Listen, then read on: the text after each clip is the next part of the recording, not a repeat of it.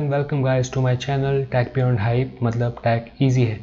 सो आज का हमारा टॉपिक है रिलेशनशिप रिप्रेजेंटेशन, मतलब कार्डिनलिटी कहते हैं इसे, and participation constant. So please इस वीडियो को एंड तक ज़रूर देखें, पसंद आए तो लाइक करें और प्लीज़ मेरे चैनल को सब्सक्राइब करें। Welcome back guys. सो ये हमारा जो टॉपिक है, इसको स्टार्ट करने से पहले जो हमने लास्ट टॉपिक में पढ़ा था ER डायग्राम, ER मॉडल के इंट्रो के बारे में, उसको एक बार थोड़ा सा रिवाइज कर लेते हैं। तो उसमें हमने पढ़ा था एंटिटी के बारे में, उसमें हमने पढ़ा था रिलेशनशिप के बारे में, और उसमें हमने पढ़ा था एट्रीब्यूट के बारे में।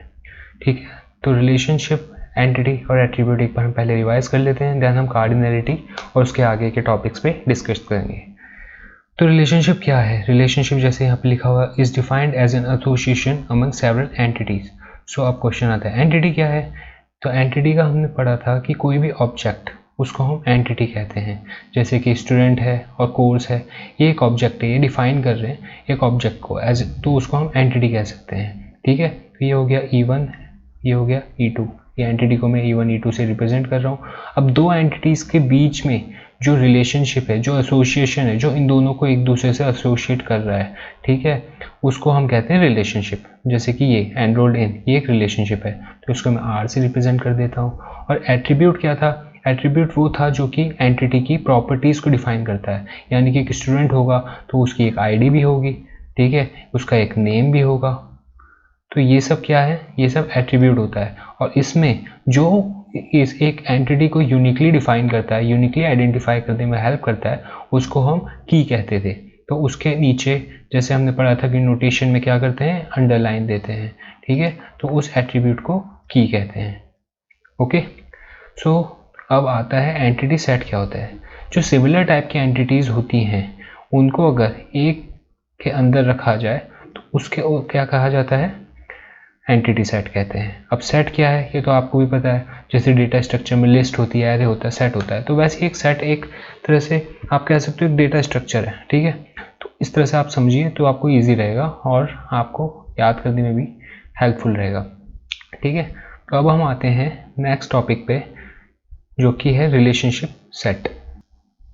तो गाइस देखिए, रिलेशनशिप सेट की डेफिनेशन से शुरू करते हैं। अ relationship set is a set of relationships of same type. मतलब कि एक ही टाइप की जो रिलेशनशिप होती है, उसको जब हम एक सेट में रखते हैं तो उसको हम रिलेशनशिप सेट कहते हैं। उसको हम एग्जांपल से समझते हैं। जैसे कि यहाँ पे ना एक हमने एंटिटी ले ली स्टूडेंट करके, ठीक है, और उसको हमने रिप्रेजेंट कर दिया S1 S2 S3, अलग अलग बहुत से सेवरल एंटिटीज़ हैं। और जैसे हर बार एग्जांपल में हम स्टूडेंट और कोर्स को ले रहे हैं, लास्ट एग्जांपल में भी लिया था, तो सेम है। यहाँ पे दूसरी एंटिटी कोर्स करके है, जिसमें कोर्स 1 कोर्स 2 कोर्स 3 ये है। अब स्टूडेंट और कोर्स के बीच में जो रिलेशनशिप है, ठीक है, उसको हमने यहाँ पे रिप्रेजेंट कर दिया, ये R1 R2 R3। तो ये सारी रिप्रेजेंटेशन जो है रिलेशनशिप का एक सेट की फॉर्म में कर रहे हैं। ठीक है, जैसे कि S1 कोर्स जो है वो C2 S1 student C2 course से रिलेट कर रहा है यूजिंग R1, वैसे ही S2 जो है वो C1 से कर रहा है यूजिंग R2, और S3 कर रहा है C3 से यूजिंग R3। तो ये जो सेम टाइप ऑफ रिलेशनशिप्स को कंटेन कर रहा है सेट, उसको हम कहते हैं रिलेशनल सेट। वैसे ही आपके सामने ये एग्जांपल है, जो सेम टाइप के, जैसे कि स्टूडेंट हैं, यहाँ पे जितनी भी एंटिटीज़ हैं वो सारी स्टूडेंट्स हैं। ठीक है, तो उसको हम एंटिटी सेट कह देते हैं। ठीक है गाइस, आई होप आपको ये क्लियर हो गया होगा, क्योंकि अब हम स्टार्ट करने वाले हैं degree of relationship. So guys, now let's discuss degree of relationship set.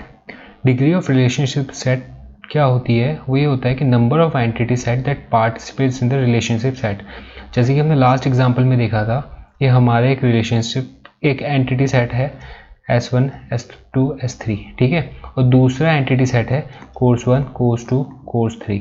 और जो हमारा रिलेशनशिप सेट है, उसमें जो तीन रिलेशन है, वो हमको क्या आइडेंटिफाई करने में help? Relationship set is equals to number of entity set participating in a relation. अब ध्यान से देखना है इसको, ये एंटिटी की बात नहीं कर रहा है, एंटिटी सेट की बात कर रहा है। और एंटिटी सेट कौन सा है? एक ये है, ये नंबर ऑफ एंटिटीज़ है डिफरेंट। पर एंटिटी सेट कौन सा है? ये जो कि सारी एंटिटीज़ को रख रहा है अपने अंदर, जिसका नाम क्या है?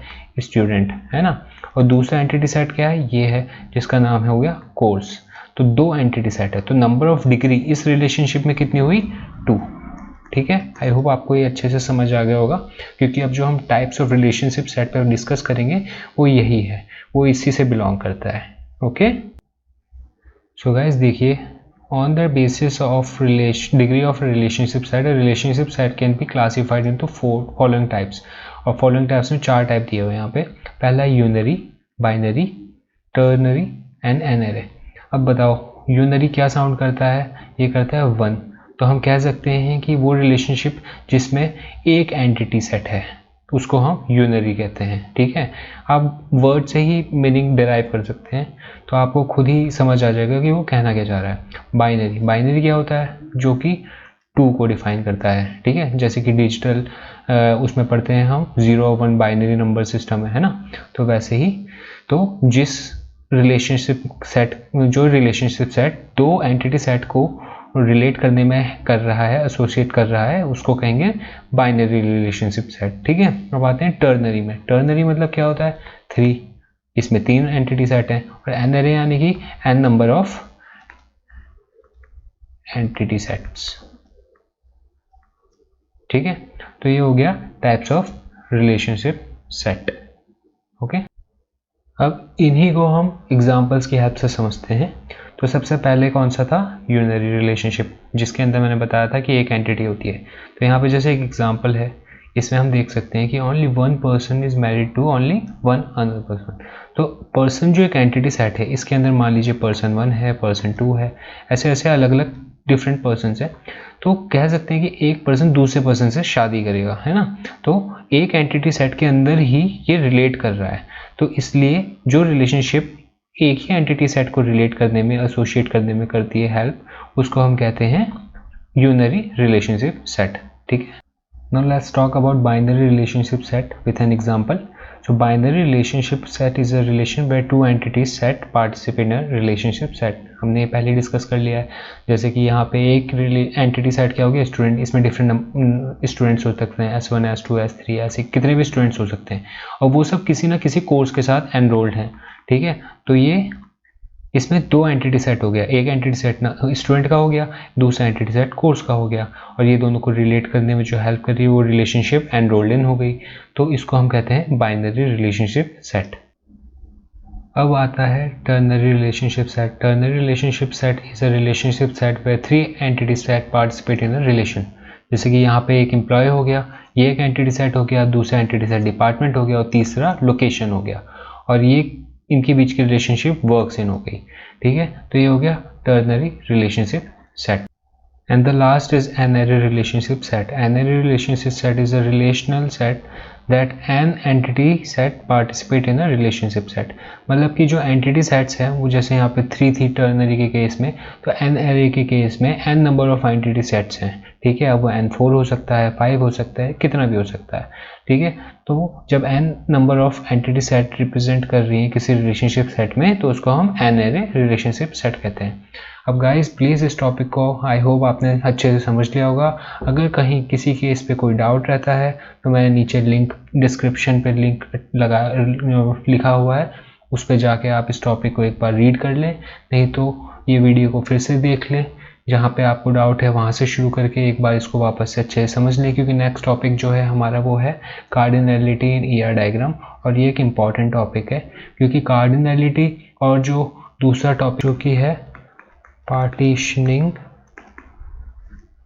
कांस्टेंट, ये दोनों इंपॉर्टेंट टॉपिक है, क्योंकि इन दोनों के ही थ्रू हम डिराइव करते हैं एक ईआर मॉडल को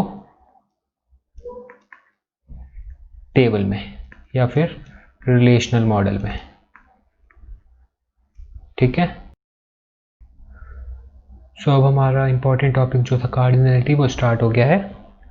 please pay attention to it.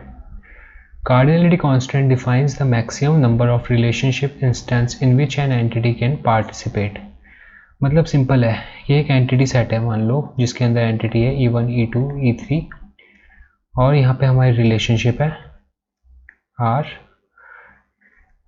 या फिर रिलेशनशिप सेट ले लो R1 R2 ऐसे ऐसे। ठीक है, और यहाँ पे दूसरा है हमारा, इसको मैं ले लेता हूँ लेट F1 F2 F3 कुछ भी।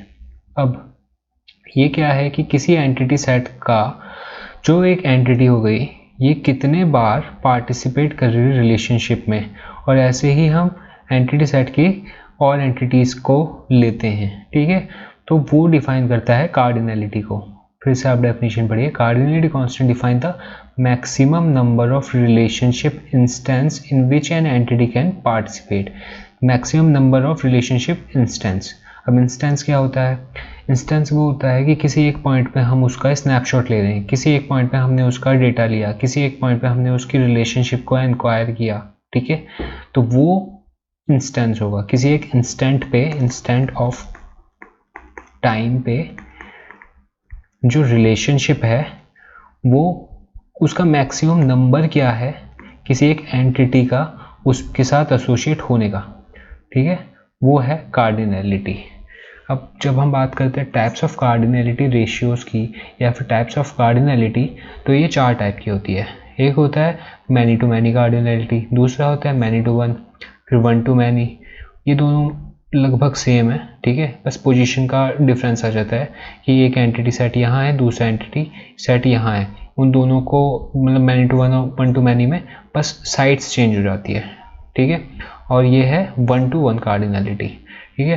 अब हम कार्डिनैलिटी और ये क्यों पढ़ते हैं ये आपको पता है, तो प्लीज़ इसमें अच्छे से अटेंशन दीजिएगा सो दैट हमारा जो नेक्स्ट टॉपिक आएगा वो इम्पॉर्टेंट टॉपिक है, मैपिंग ऑफ ER मॉडल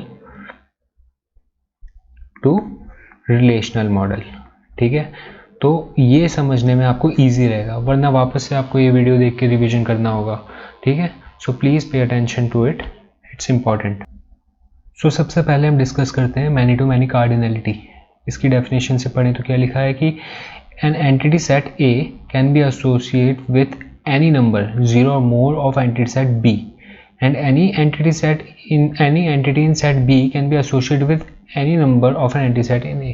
मतलब कि हमारे एक एंटिटी सेट है A, ठीक है, और दूसरा हमारा जो एंटिटी सेट है B। अब इसमें जितनी भी एंटिटीज़ हैं, ठीक है, 0 या उससे ज़्यादा एंटिटी वो एसोसिएट होनी चाहिए सेट ऑफ B के साथ, ठीक है, और वैसे ही जो B है उसकी A के साथ।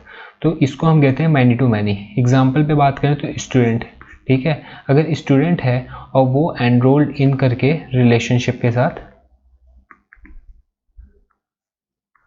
एसोसिएट कर रहा है विथ कोर्स, तो जाहिर सी बात है कि स्टूडेंट है तो वो कोई ना कोई कोर्स के साथ, हर एक स्टूडेंट कोई ना कोई कोर्स के साथ एनरोल किया हुआ है, यानी कि इसका जो कार्डिनैलिटी है वो मैनी है ना, क्योंकि क्या लिखा है यहाँ पे with any number of entity in set B. और वैसे ही कोर्स है, कोर्सेज हैं तो किसी ना किसी स्टूडेंट ने कोई ना कोई कोर्स तो लिया ही होगा, ठीक है, तो इसलिए इसकी साइड भी मैनी है, तो ये मैनी टू मैनी कार्डिनैलिटी का केस बनता है। Now many to one cardinality, an entity in set A can be associated with at most one entity set in B, and an entity set B can be associated with any number of entity set in A, ठीक है। इसको हम example से better way पे समझेंगे। अभी आप ये समझ लीजिए कि इसका रिप्रेजेंटेशन कैसे होता है। जहाँ से मैनी जा रहा है ना वहाँ पे एरो लगेगा, ठीक है, तो ये रिप्रेजेंट करता है M मतलब मैनी को, और यहाँ पे कुछ नहीं है, सिंगल है तो 1, तो इसको हम लिख सकते हैं M रेशियो 1। अब हम इसको एग्जांपल से समझते हैं। सो देखिए एग्जांपल में क्या है, वही हमारा सेम एंटिटी सेट, मैं बार बार उसी को इसलिए ले रहा हूँ क्योंकि आपको समझने में, एक अंडरस्टैंडिंग क्रिएट करने में ईजी रहे, ठीक है। तो एक एंटिटी सेट है स्टूडेंट का और दूसरा एंटिटी सेट है कोर्स का, और रिलेशनशिप है एनरोल्ड इन।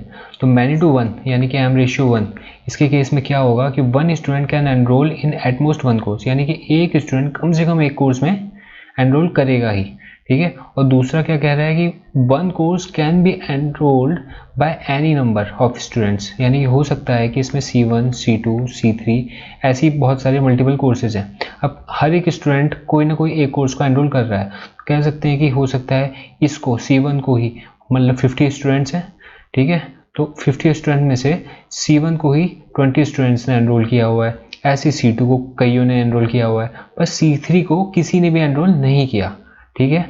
तो स्टूडेंट के केस में क्या है कि वो किसी ना किसी कोर्स को तो एनरोल करेगा ही, पर कोर्स के केस में क्या है कि उसमें नंबर ऑफ स्टूडेंट्स 0 भी हो सकते हैं, ज़्यादा भी हो सकते हैं। तो ये हो गया case of many to one relationship. अब उसी का ऑपोजिट होता है one to many relationship. Many to one का रेशियो होता था m/1 करके लिखते थे, और इसको हम रिप्रेजेंट करते हैं 1/n से। एंटिटी सेट सेम है, ठीक है।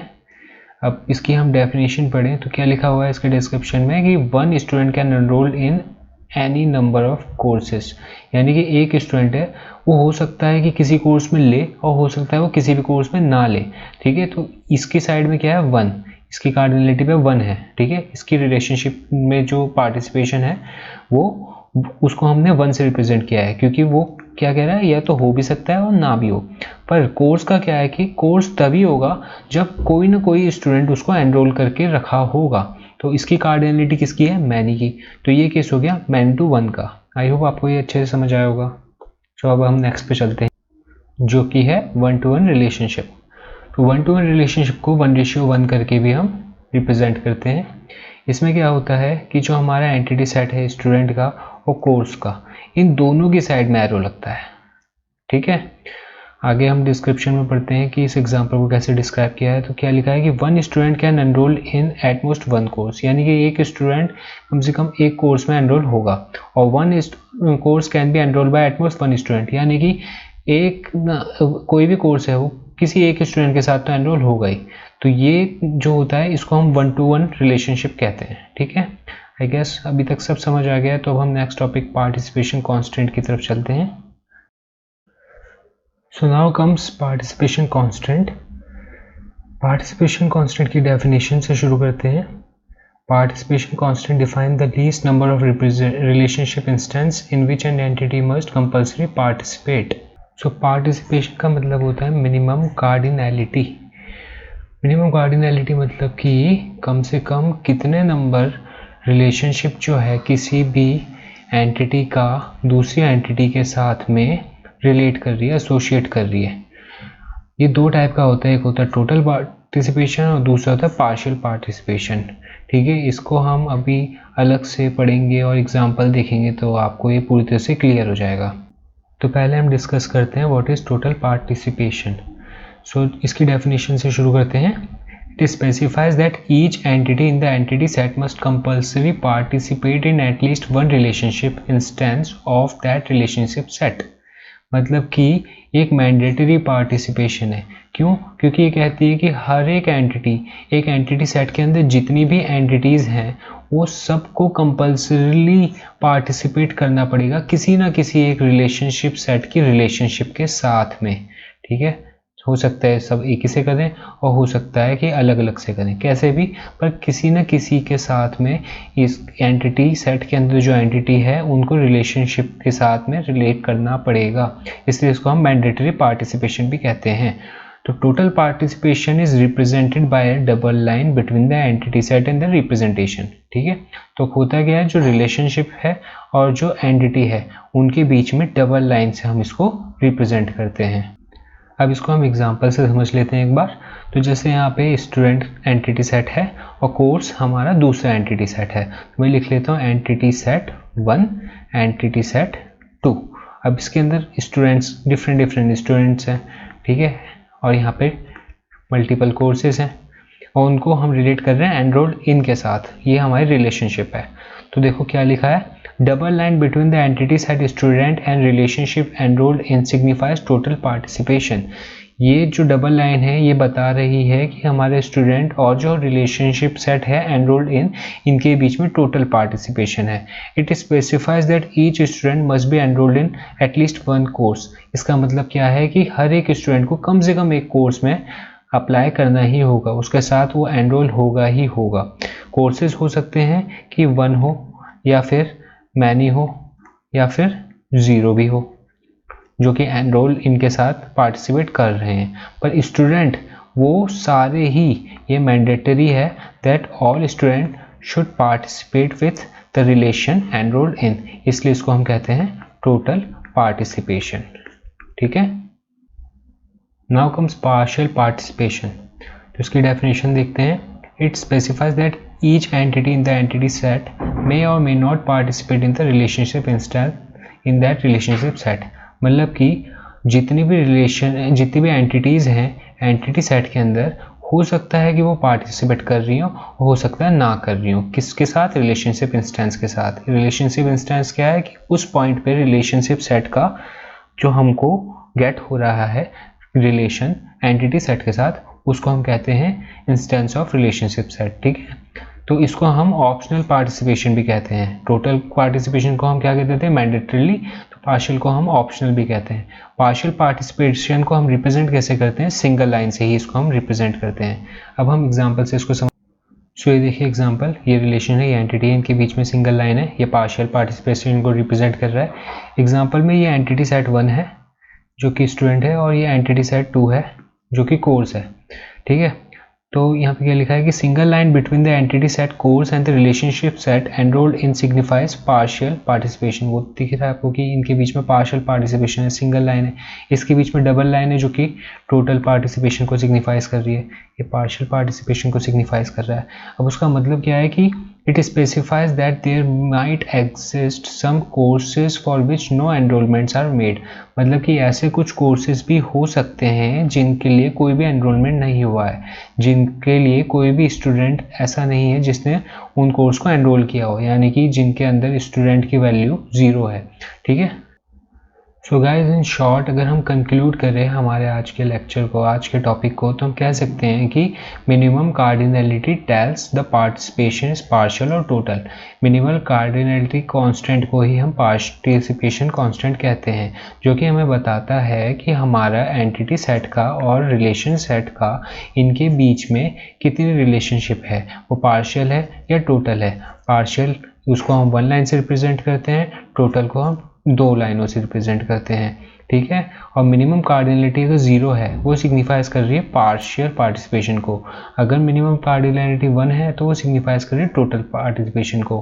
ठीक है, तो in short maximum cardinality the maximum number entity the participate in the relationship set. मतलब कि मैक्सिमम कार्डिनलिटी है, इसका मतलब जितनी भी एंटिटी हमारे एंटिटी सेट के अंदर एंटिटीज़ हैं, वो ज़्यादातर एंटिटीज़ हमारी मैक्सिमम सारी एंटिटीज़ पार्टिसिपेट कर रही हैं हमारे रिलेशनशिप सेट के अंदर जो रिलेशन है उनके साथ। सो गाइज इस वीडियो में इतना ही। आई होप आपको ये वीडियो अच्छी लगी होगी, जो भी हमने डिस्कस किया वो आपको अच्छे से समझ आया होगा। तो प्लीज़ मेरी वीडियो को लाइक कीजिएगा, मेरे चैनल को सब्सक्राइब कीजिएगा। Thank you.